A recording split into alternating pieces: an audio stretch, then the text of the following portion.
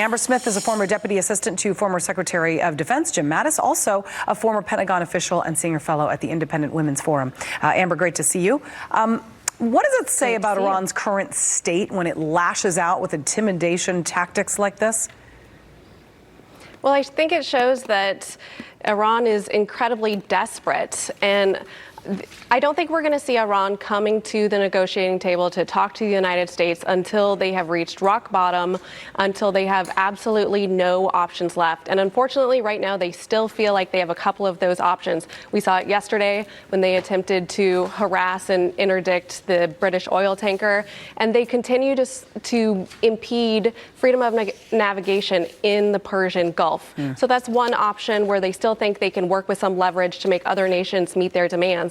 But they also still feel like they can hold our European allies who stayed in the nuclear deal with Iran hostage on a nuclear level unless they attempt to help Iran circumvent these U.S. sanctions. So until we really see Iran's economy have irreversible damage, I don't think they're going to be willing to talk to us about a new deal. Here's West Virginia Senator Joe Manchin. He came on earlier on America's Newsroom saying that the Iran nuclear deal wasn't working. Watch.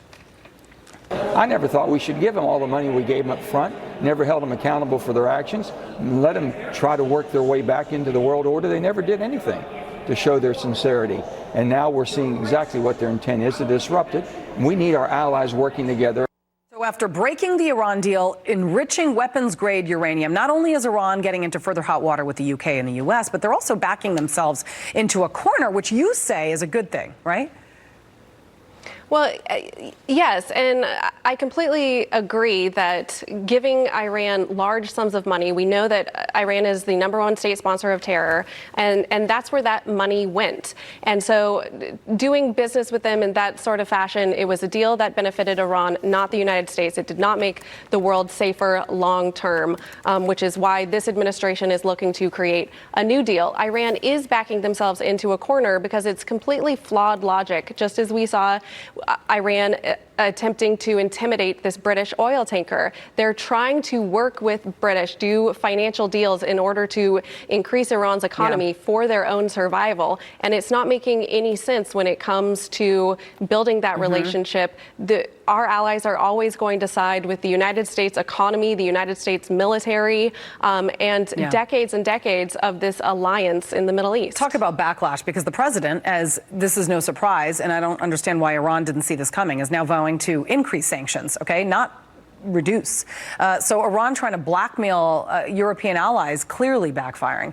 What is the president's next step? So the next step is to stay the course. This isn't going to look like any sort of war with Iran on the horizon. But what I can say is that we are ready. Things could change with Iran tomorrow. They could change in the blink of an eye. And I'm a former defense official in the Trump administration at the Pentagon. I can tell you we have a war plans division where 24/7 they are creating and updating these courses of actions and contingency operations to provide options for the president if any military options on the table, so the president can make that decision. So we're ready. Hopefully it doesn't come to that. The ball is in Iran's court, and hopefully they do the right thing. All right, Amber Smith, thank you very much.